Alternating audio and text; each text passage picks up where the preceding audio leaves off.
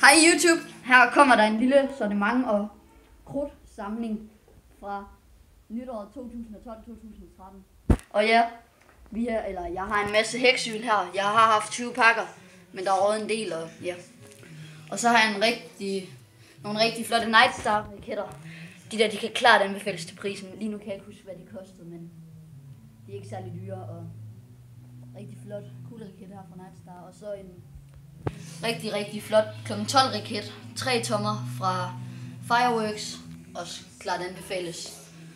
Og så har jeg en masse fontæner, som I kan se. Fontæne. Og 2 fontæner dernede, og så et lille batteri, også fra Nightstar. Og alt det, I kan se her, det er så fra Nightstar. Så har jeg også en masse småtterier her. Det er så også fra Nightstar. Og ja. Og så de har faldskærmsraketter og en masse Nightstar raketter. De kan klart anbefales.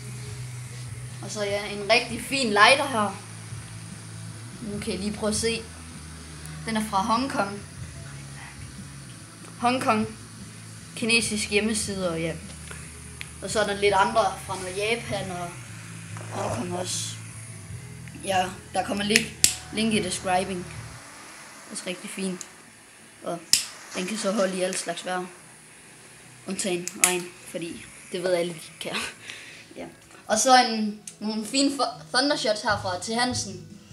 Det er 30 mm, og ja, der er så en 15-20 gram krudt i hver.